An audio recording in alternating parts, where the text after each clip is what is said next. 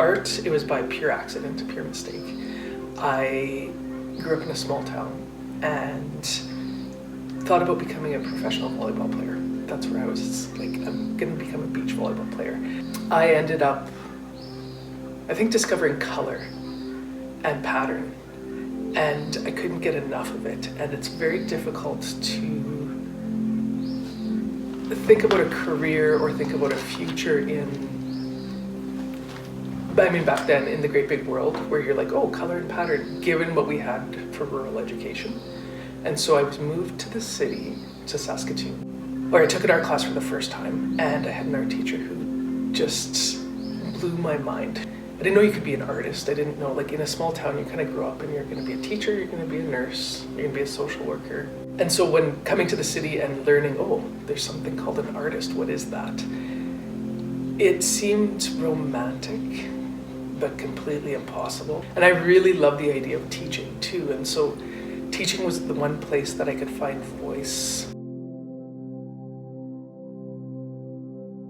I came into arts education because when I worked throughout the world, I was able to do artist in residencies, and often I would end up in the schools, and I loved that piece of it because sharing art with kids it's the most pure form you can, you learn the most from them. They're the best teachers.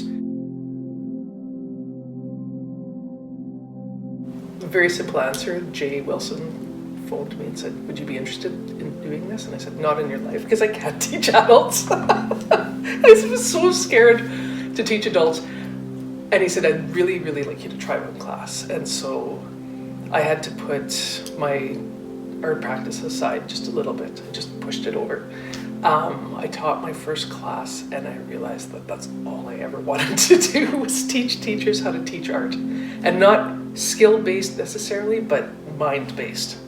And from that, this many years later, I still get the same excitement every single time I come into that classroom, because it's a new group of students, often who are coming from rural or up north.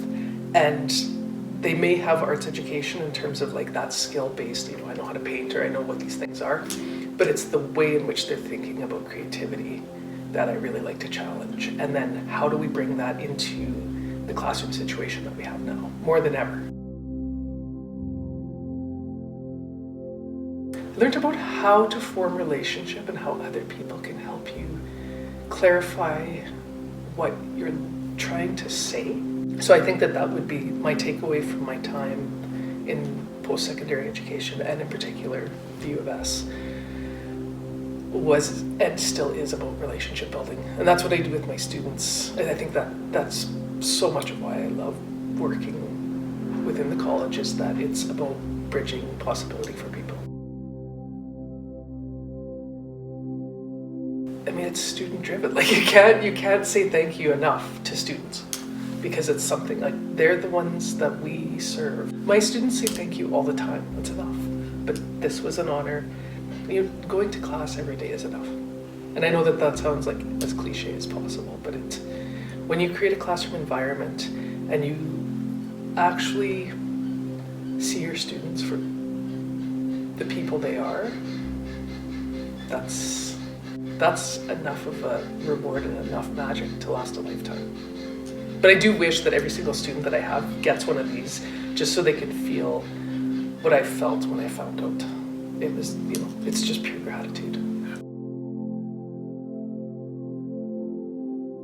Relationship, kindness, love, hope, beauty, that's what we need. I think that if we can inspire in every student and every college the notion that they can bring beauty to the world, and I know that sounds the way it sounds, but if we can learn and share our knowledge out of a place of hope and love and kindness, relationships that can be built, that openness. I grew up in a time where it was very much about the individual and about ego.